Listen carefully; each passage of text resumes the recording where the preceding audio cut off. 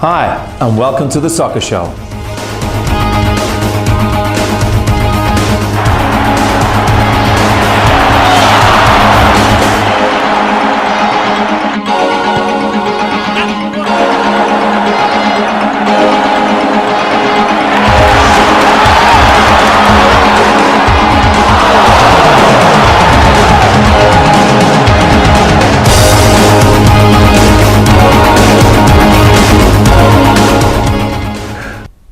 Hi and welcome to the show. On this week's show, we'll be discussing the weekend results. We'll have highlights of the Bunbury versus Dynamo clash in the Premier League Ladies Division. We'll look at the first round of the South West Cup coming up this Sunday. But last but not least, let me introduce you to our guest this week, Miss Debbie Farrell. Debbie, welcome to the show. Thank you, Tony. Now, before we start the show, Debbie, just to give an idea of your football background. I mean, you've been involved in football now probably for 30 years, if not longer. So how did it all start with you? Obviously, we come from an English family. We moved to Australia when I was only a baby, and I had an older brother that played. My dad played, my mum played, all for Dynamos. So I actually started playing in the under-7 boys at the age of 4, and basically went on from there. Played with the boys until I was 12. The committee on board at the time then turned around and said no more girls were allowed to play with the boys. So had were you that good, were you? Well, I was awesome. No, so then so had to make the debut, turning 12, going into the senior ladies team. Had Yvonne Jones as a coach back then, so she did wonders for me. Played 1 year for Dynamos, then in my second year was selected in the state team, which was the under-17s state team. I was the youngest player, or youngest female player to be selected in that age division. Played with the junior under-19 team then, because the age limit changed, for 4 years. Then moved on to the senior state team, so played seniors as well. After that, moved to England, played in England for 5 or 6 years, including stints with Crystal Palace. Played against Chelsea, which was a real highlight for me. Got hammered, I think it was 10 or 15-1, or we lost count, but it was still an experience. Came back to Dynamos and started playing, did my knee again for the 4th time, took up coaching, and now I'm playing and assisting coaching again. So it's sort of like the love for the game, isn't it? Yes. At the end of the day. Yes. Oh, well done there. Now, again, like you said, you've been involved with Dynamos for a long time now, and again, you said your dad was involved with Dynamos. Was he involved from the beginning with the club? Yeah, I think he was on board. We came over in '72, so I think at that stage, Dynamos had changed from Laporte to Dynamos, and we went. Well, my family went to Dynamos. I think it was '73, '74. So, and then Dad and my brothers and my mum. My mum was played in goals with a pack of smokes and a bottle of whiskey next to the goal post. So back then, you know, that's what they did, and yeah, the family was involved with Dynamos ever since. So. We could just remind all the players now, and even the youngsters who watch the show, it has been replaced now with oranges and lollies. You know, there's no more smokes and whiskey. That's what it's been replaced by now. Okay, perfect. Now, and what about yourself now? You're involved with the South West Football Association, is that correct? Yeah, I'm the administrator. Obviously, most people would know me. I'm the administrator for the South West, so basically look after all the leagues and problems that arise, which are weekly. Yeah. So I think I'm into my 5th year of doing that now. So yeah. Is it getting better and better for the?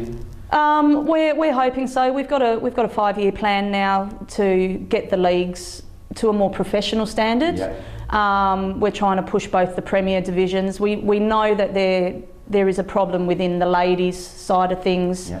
Obviously only having the 5 teams in the Premier, we want to increase that eventually to 8 to 10. But looking at the other leagues, the men's leagues generally are running quite well.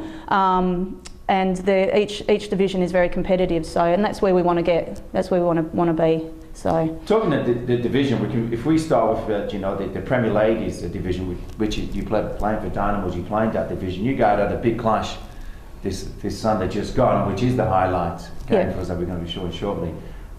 It was a 2-2 draw, but it was a battle. Looking at Busselton, I'd say they're the hardest ladies team in the southwest. They'd even probably compete with a lot of the Premier teams in Perth physically. Looking at Dynamos, would probably have a bit more skill-wise, bit of finesse, but Busselton's physicality, you know, compensate for what they may lack skill-wise. So, you know, it was a hard at it clash, probably one of the hardest games I played in the local leagues for a long time. So I think a 2-2 draw was a pretty fair result on the day. We've got 2 more clashes in the league to come up later on in the year. So, you know, whoever probably, if one of the teams could have got a win out of that, it probably would have set them up to win the league this year. But, you know, obviously playing them another 2 times, it's going to be a battle. So I think it will, because even Hay Park is not far behind you guys, you know. You know, they had a bye on Sunday, but, you know, it's interesting league. Yeah, it is. And, you know, there is only 5 teams in there, but it looks like the battle for the league will be between the three bigger clubs, is what we call them. But, you know, 2 weeks ago Bunbury United knocked off Hay Park, so it's anyone's game at the moment. You can't take any results for granted. So whoever wants it the most, who's got more fire in the belly at the end of the day. That's right. Now, again, looking at the men's division, I mean, Australind, I mean, it looks like they're unstoppable. I mean, Bunbury United were winning 2-0 and lost 3-2, and now they're 6 points ahead of Bunbury United and 8 points, you know, ahead of Dynamo. So what are the thoughts on that division? Yeah, well, I mean, I've seen most of the men's teams play now, and Australind to me are a class above at the moment. Still a long way to go in the league. So, but just their attacking options, I think most clubs are finding difficult to control. I think, you know, Shane McGurr scored twice again on the weekends, and that combined with Josh Harvey, you've got Chris Normington, who must be the super sub this year. You know, every time he comes on, he scores, which he did again. He looks like a superhero when he comes on. Oh, he does. And he enjoys his goals. But yeah, you know, Bunbury United must have thought they had the game in the bag. You know, 2-0 up, and Australind, obviously being the team they are, just rallied and came back. You know, Hay Park, they went down 4-2 to Dunsborough. Second time now Dunsborough's beaten them. You know, they've only won 2 out of 10 games. So what's going on there, you know, and they won the league last year. Yeah, so. Reigning champions. You know, Gareth will be wanting to try and turn things around and maybe go in a cup run. You know, might be the only chance they get of winning something this year. So big game for them this week. And yeah, Dynamo's up and down. They've gone back up to 3rd after their win. So good 4-0 win against Busselton. But you know, most of those games, anyone's games now. Geograph had a win, so you know they've got themselves on the board, up and running again. So that league, anyone can have a win in there now. Like I said, I spoke to Greg Richardson, who's the coach for Bunbury United, and he said to me, "Oh, Tony, Australind have got it in the bag now." And I had to disagree with that, to be honest, because if you look at the games, all it takes is for Australind to have 2 draws, and they're back into it. That's right. You know, so I don't think it's all done and dust. And you know, you look at the results. Teams are getting closer to them. Australind probably had a stumble their very first league game, but then they've been scoring freely. So, but past couple of weeks, teams are getting closer to them. So, you know, they'll be looking over their shoulder now. Well, that's good. Another division that I'm quite, you know, that I always look for results at on the Sunday night is the Championship Men division. I think, you know, again this weekend we had the Manjimup who drew 5-5 with Ayton, and Collie drew 1-1 with Margaret River. So that is definitely interesting division. Yeah, all top 4 teams in that division this week had draws. I think, you know, the Collie Margaret River one was probably a real toughie up there. I did hear Margaret River went up with a depleted squad, but then no excuses, but saying that Collie had a bare 11 as well. So, you know, and that was apparently a real battle. And for Eton to draw 5-5 with Manjimup, that was unexpected as well. So, yeah, it's a great league, that one. Blackwood are up there this year. So, you know, they've had some good results. They knocked off Margaret River through the year, so I think they're the only team to beat Margaret River at the moment. But yeah, that's a great division as well. Yeah, I'm definitely, like I said, always looking forward to seeing those results there and see it. But what we'd like to do now, we're going to take a quick break, and then when we come back, we're going to discuss the Masters that's going to be held in Torino. Yeah, wonderful. So we'll see you in a second.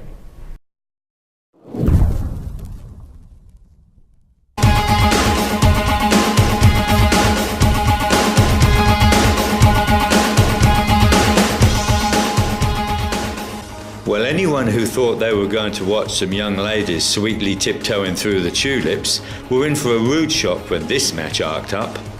From the word go, it was, as the hype had predicted, full on, and what followed was the sort of entertaining match you would expect from the top two teams. Play went from one end to the other when a well-placed in-swinging free kick from Dynamo's number 8 saw State League player Lisa Ward catching everybody by surprise with a well-placed header. And I'm sure that there was actually two of Busselton's number 21, as she was seen chasing just about everything that moved on the field and was consequently rewarded with both their goals. Despite the looming storm and war paint, it was a great match, and it was hard to pick a best on field, as it really was a great team effort from both sides. Maybe some of the men's teams I've seen recently could learn something from this one, with everyone doing their bit, plus a constant stream of encouragement from both coaches helping things along. Whilst everyone loves to win, both sides would have to be happy with the 2-2 draw. Well, till next time anyway. Full highlights of this match can be seen on soccershow.com.au.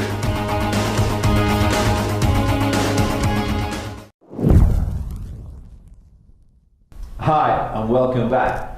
Now Debbie, August 2013, the Masters Games going to be held in Italy in the town of Turin.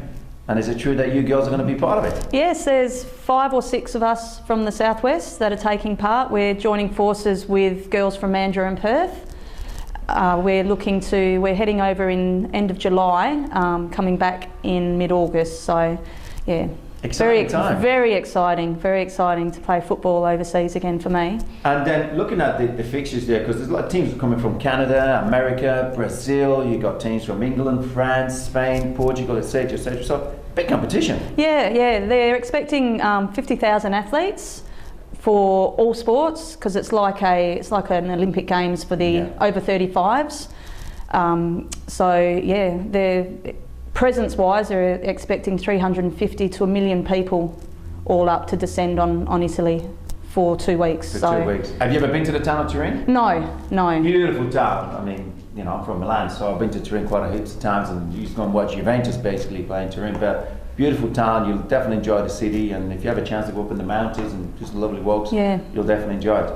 Now, how many of you are going to be going over there? What's the squad? We've got a squad of 15 to 16. We've just lost Maggie Newton, actually, who was a local lady. She was playing in a game against Dynamos for Hay Park, and she has cracked her kneecap.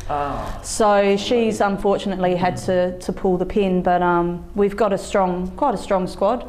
We've got a scratchy against Mandurah on Friday night, so it'll be my first chance. I haven't met all the girls yet, so you know, we're going in 6 weeks, so it's a good chance for me to meet the girls and stay injury free. Now, you have a coach, is that correct? Is somebody there? Or? Well, we've got a guy called Robbie. He will be looking after us, but we're all experienced players, so we'll basically look after ourselves. I think when we're over there. So.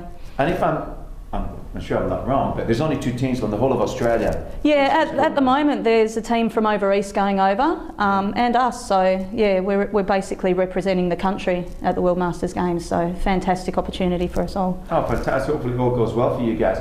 Now, if you don't mind me asking, who funds this? How does it all work for you? Because it won't be a cheat. It's not. We're doing quite a lot of fundraising in Perth. You know, Bunnings sausage sizzles. We've got some good sponsors on board. Man Ray Builders. There's Football West have thrown in 10 grand because they're basically considering the team a state team representing Football West. But you know, for a team to go across, we're looking at about $120,000 that we have to raise. A lot of it does come out of your own pocket. So we're doing a massive radiothon this Saturday on women's football, the women's football show. So it's the World Football Program. We've got a lot of prizes that people can bid on. If you go to womensoccer.com.au, there's pictures of lots of stuff you can bid on that'll be up for auction, including Perth Glory shirts, signed Perth Glory shirts, signed Socceroos shirts, jewellery, security systems, you know, all kinds of bits and pieces. So we're hoping to raise funds that way as well. Oh, excellent. And now, because like you said, you're playing over there in August. How can we track your results? Is there like a website? Yeah, there's a World Masters Games website. That'll have all the results from all the sports. Yeah. I'll also be Facebooking. Social media is a good way, so we'll be Facebooking and emailing and Skyping and all kinds of ways. So. Oh, that'll be great, because like you said there's about 5 or 6 girls from the southwest who are going? Yeah, there's myself from Dynamos, we've got Lorraine, Elaine and Jane from Hay Park, Shay from Capel. I hope I haven't forgotten anyone, but yeah, there's, it's a good presence from the southwest, so yeah. And is it true that once you're over there, you girls are just concentrated on football? You're not going to look at any Italian guys? Absolutely. We're there with one thing in mind, and that's to win. Is to win. Okay. The men and the sites, that doesn't interest us at all. Oh, so yeah. Just got that out of the way. Let them go. It's not going to happen. So that's absolutely fantastic. You must be excited, but do you need to do any medicals for this to qualify? Yeah. 4 years ago when we went to Sydney, we flew over there, didn't have to do anything. Basically put the boots on and went out and had a kick. This year, going to Italy, I think the Italian health regulations are a lot more stringent, so we're having to have full medicals, including ECGs and stress tests, and which I'm off to have one today. Hopefully the old ticker will survive. So full medicals, got to have full insurance, just in case. I'm guessing they're covering their own backs in case one of us kills over. Fingers crossed we don't. No, so, you're going to have fun, and like I said, I'm all the best. I think you girls will do very well. You guys, you heard it from Debbie. If you like to sponsor or donate to the cause, basically, like I said, it is expensive for you girls to fly over there. We wish you all the best. It's this Saturday? Saturday, World Football Show. Yep. I'm not sure. That's okay, but at least we know. Actually, I've got it here. It's from 9 till 12 on Saturday on 107.9 FM. Fantastic. So, like I said, the more people bid on these items, the better it is, and hopefully the more money you guys can generate to support the WA team going over there to play in Italy. So, like I said, all the best. Thank you. We're going to take a quick break. We'll be back shortly.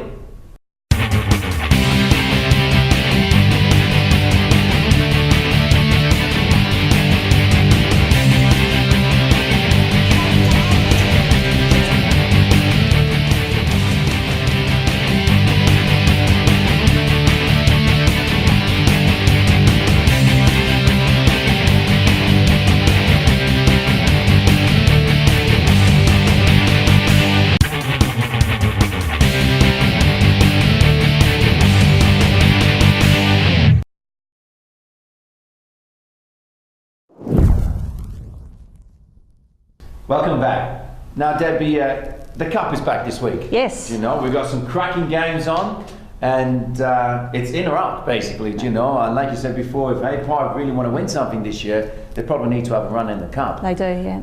They've got a tough game versus Dayelab, and I think the clash of the round will definitely have to be in the ladies, Busselton versus Dynamos again. Again, yes. So another tough game there. And in the men division, Australind versus Dynamos. Yeah. So Australind will definitely like to go for the double this year, but Dynamos is needs that. Be tough for Dynamos. It's at Australind. Yeah.